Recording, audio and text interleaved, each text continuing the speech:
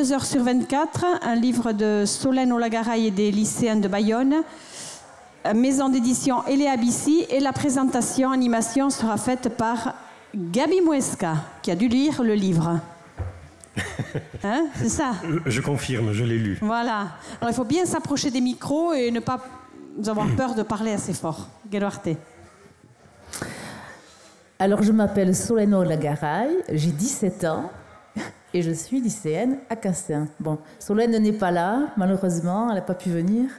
Elle a envoyé un message, donc voilà, moi je suis l'éditrice, on va dire, du roman 22 heures sur 24, qui a été écrit donc par Marie Monguillot, Solène Olagaray, Andoni Martiquet, qui sont les auteurs du texte, et illustré par Louis Castetz et Solène Olagaray, qui est l'illustratrice de la couverture. Voilà.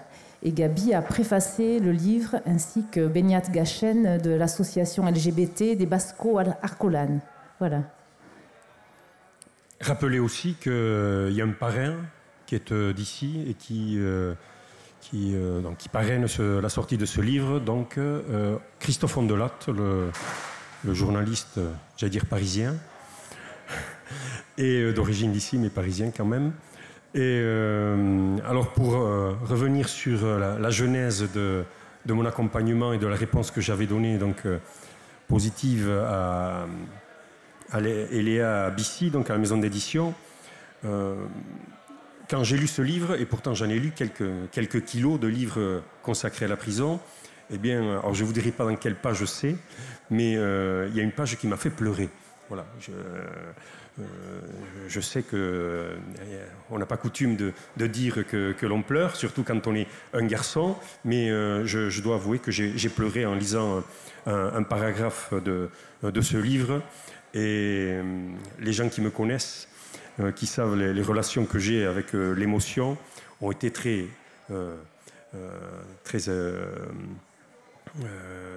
interrogatifs quand ils ont appris que j'avais pleuré sur la lecture de ce livre. Pourquoi j'ai pleuré? Parce que il y a des récits qui sont tellement véridiques, des récits qui sont tellement tirés de la vérité carcérale, qu'à un moment je me suis retrouvé en situation, et que forcément je me suis un petit peu retrouvé dans ce qui était écrit là.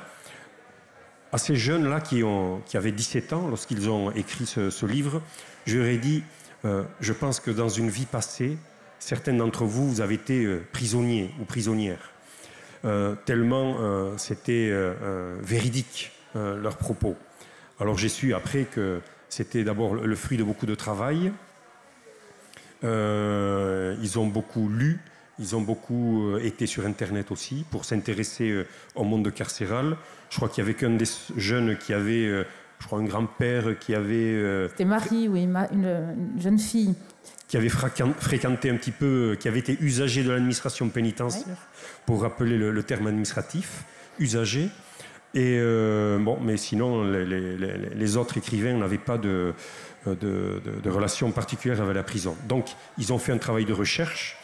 Ils ont fait aussi beaucoup de travail par rapport au scénario, un travail important pour trouver un fil rouge qui était riche du début de la première page jusqu'à la dernière page.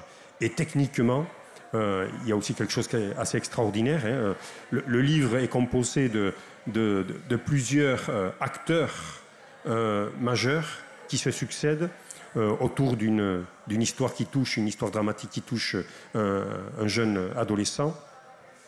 Et chaque personnage a été créé par un de ces jeunes écrivains et rentre véritablement dans une même musique. Hein. Quand on lit le livre, il n'y a pas un moment de rupture, il n'y a pas un moment où ça sonne faux. C'est vraiment un livre où vous avez de page en page un délié, un défilé qui est tout à fait riche et captivant. Après, sur le fond, évidemment, c'est une histoire qui, quand on connaît la prison en France ou ailleurs, qui n'a rien d'original. Hein. Je veux dire, c'est un propos que je dis de façon extrêmement dramatique. Vous avez vu encore il y a 2 semaines de ça le ministre de la Justice a lancé, j'allais dire, une énième commission, un énième travail sur la question du suicide en prison. Vous le savez, en France, on se suicide 6 fois plus que dans le monde extérieur. C'est une question à laquelle, jusqu'à présent, les gens n'ont apporté, quand je dis les gens, les pouvoirs publics, les élus, n'ont apporté que de mauvaises réponses. Et la réponse, entre guillemets, puisque je me trouve ici, je peux le citer, la personne qui a apporté la plus mauvaise réponse ces 30 dernières années à la question du suicide est quand même issue de ce territoire, c'est Madame Aliotte Marie, qui avait trouvé un plan pour éviter le suicide qui était de donner aux personnes suicidaires des pyjamas en papier, hein, et des draps en papier.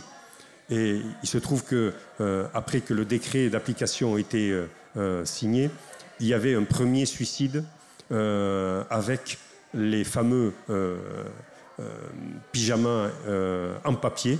Et qu'est-ce qu'on trouvait comme moyen, les gens, de faire? C'est qu'ils prenaient le pyjama en papier, ils le mettaient dans l'eau.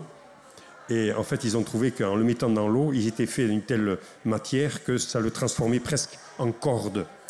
Et le gars, il s'est suicidé avec ce fameux pyjama que Madame Aliotte Marie avait présenté comme le remède à la question du suicide en prison. Bon.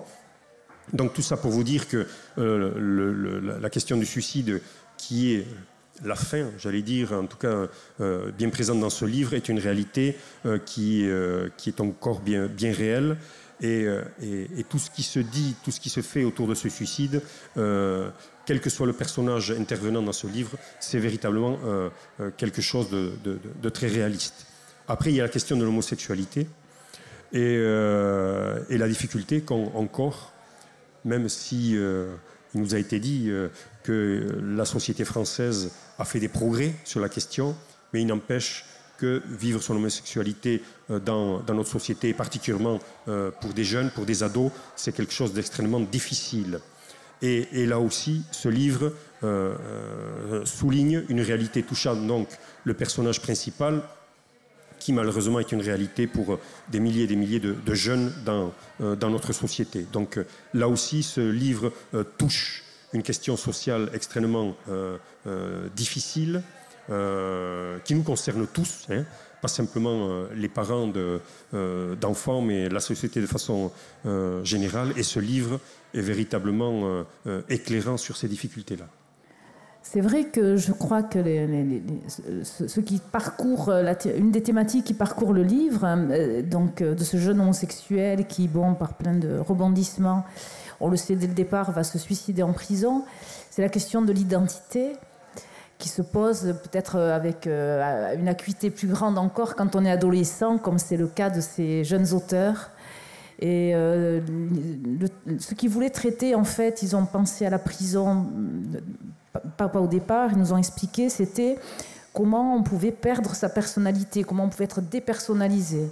Et ce que nous dit Gabi, c'est qu'effectivement la prison, c'est pire que la dépersonnalisation, c'est une déshumanisation qui se veut totale, hein, bon. Enfin, qui se veut pas, mais enfin bon, quand on entend ce que tu dis de Madame Aliotte Marie, on est là-dedans. Et donc, c'est vrai que le personnage est homosexuel. En fait, lui, il le vit très bien, hein, et c'est la maman qui va mal réagir. Et donc, ça interroge aussi le livre, toutes ces places, ces images que l'on a, que l'on assigne aux uns, aux autres, d'être ceci ou cela. Et ces jeunes auteurs, eh ben, ils veulent voilà, un monde de liberté, ils veulent être qui ils sont et d'être dans un monde qui tolère les identités multiples, variées, qui peuvent changer. Voilà. Et je profite juste de cet éclairage pour dire que nos éditions, là, il est ABC, donc Beñat Gachen de Basco a fait une préface aussi, effectivement, là-dessus, sur le côté homophobie qui est présenté dans le livre. Et cette homophobie aboutit avec la prison. Hein, c'est les deux machineries qui vont tuer finalement le jeune auteur. Voilà, et on publie aussi un autre livre que vous pouvez trouver sur notre stand, aussi Volte-face, de Luce Buchet. Tout là, c'est une histoire d'amour, d'un amour possible entre deux femmes. Et donc là, c'est une version, je dirais, plus optimiste, voilà, de ça. Un dernier mot aussi sur les raisons qui m'ont amené à soutenir ce projet, au-delà du fait qu'il touchait donc des questions qui me semblaient importantes à être portées. Je passe beaucoup de temps ici et ailleurs à témoigner de la prison, à essayer d'expliquer ce qu'est la prison, pourquoi elle est constituée, qui mettons en prison, pourquoi mettons en prison, tout ceci pour briser un petit peu le tabou ou les idées reçues qu'on se fait sur ce monde que volontairement les gens de pouvoir essayent de maintenir hors de la connaissance des gens.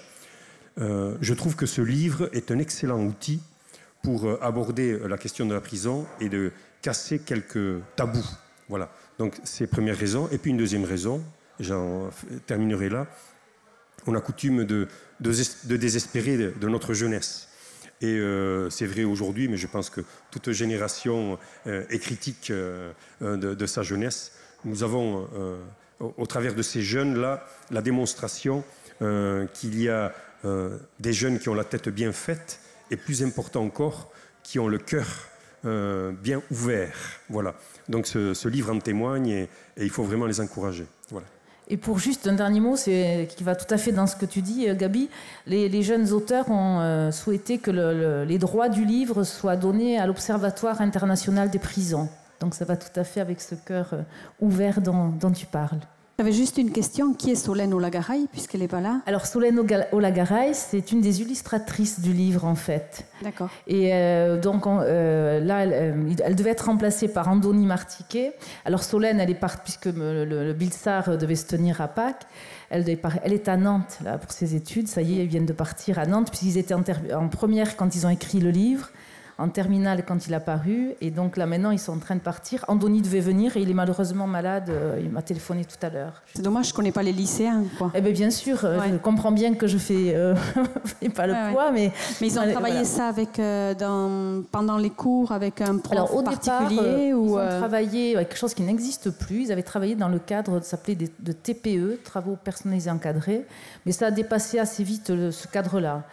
Et parce que le bruit a couru dans le lycée, qu'il y avait un texte étonnant qui dépassait quand même assez largement le cadre d'une production scolaire, sans que ce soit péjoratif. Et nous, quand on l'a eu dans notre comité de lecture, on n'a pas dit c'est un texte scolaire. Et quand on a tenu à l'envoyer à Gabi pour voir s'il tenait la route au niveau de la véracité, et donc bon, il vous a expliqué que oui, ça tenait la route et que ça dépassait tout à fait un travail de rédaction. Voilà. Et pourquoi 22 heures sur 24? Dernière question. 22 heures sur 24, c'est le temps moyen que les personnes détenues passent dans leurs 9 mètres carrés cellulaires. Voilà. Et beaucoup de choses se jouent dans cet espace de 9 mètres carrés. J'ai coutume de dire que on nous dépose là comme un tas de chair, un tas de viande, qu'on n'a aucune possibilité d'être maître de son destin lorsqu'on est prisonnier ou prisonnière dans ce pays et ailleurs. Et donc, et ce temps passé qui est pour moi la dimension la plus terrifiante de l'incarcération, les gens ne se rendent pas compte, et beaucoup de prisonniers malheureusement ne se rendent pas compte qu'on leur prend une partie de leur existence qu'ils ne retrouveront jamais. Parce que le temps, la vie est ainsi faite, et que quand on passe des années, voire des décennies derrière le barreau, il n'y a pas un là-haut qui va dire je vais te rajouter autant d'années après. Hein, c'est du temps perdu. C'est une raison pour laquelle je milite ardemment contre le fait qu'on ne mette plus des détenus mineurs. Hein. On est dans un pays où on peut mettre les enfants à partir de l'âge de 13 ans derrière les barreaux. Qu'est-ce qu'à 13 ans ou même à 15 ans ou à 20 ans, qu'est-ce que ça signifie de passer du temps 22 heures sur 24 dans une prison quand on croit à l'éternité, quand on croit qu'on s'inscrit pour une vie sans fin quand on est jeune comme ça. Donc la sanction suprême de l'incarcération, au-delà de ne pas pouvoir aller et venir à sa convenance, c'est la tragédie de vous prendre votre temps, qui est perdu ad vitam aeternam. Voilà. Et les enfants n'ont pas conscience de ça. Les jeunes n'ont pas conscience de ça. Ce n'est qu'à partir d'un certain nombre d'années qu'on dit « Merde, je suis dans 9 mètres carrés et et je perds mon temps. Et c'est souvent ce qui amène les gens à revisiter leur mode de vie, leur regard par rapport à la société, à son fonctionnement, à la loi, etc. etc. Mais pour moi, c'est criminel de mettre des enfants derrière les barreaux. 22h/24, merci. Milešker, on débat. Oui, Panchika, tu posais la question de Solène. En fin de compte, ça devait être présenté en avril. Et en avril, tous les étudiants étaient en voyage. Voilà, c'est ce qu'elle a expliqué. Voilà, ils étaient en voyage et donc c'était Solène, l'illustratrice, qui pouvait venir présenter le livre. Et on a gardé un peu le même programme. Voilà. Bien sûr, bien sûr. Bon, mais c'est très... Voilà. Ils sont désolés. C'est Andoni qui devait venir, qui était un des écrivains, et lui, il était très malade. Il est très malade, là. Et bon, voilà. En espérant que ce ne soit pas cette fameuse maladie qui nous embête tous. Voilà. En tout cas, 22h/24, Solène Olagaray et les lycéennes de Bayonne et Léa Bissi Arguita Lecce, ça donnait vraiment envie de le lire. Merci. Voilà, donc vous pouvez le trouver sur notre stand. Là, Gabi va peut-être accepter le dédicacer. Et puis sinon, vous pouvez le trouver partout. Hein, il est diffusé partout. Et s'il n'y est pas, vous pouvez toujours le commander ou le recommander. Voilà. Milešker.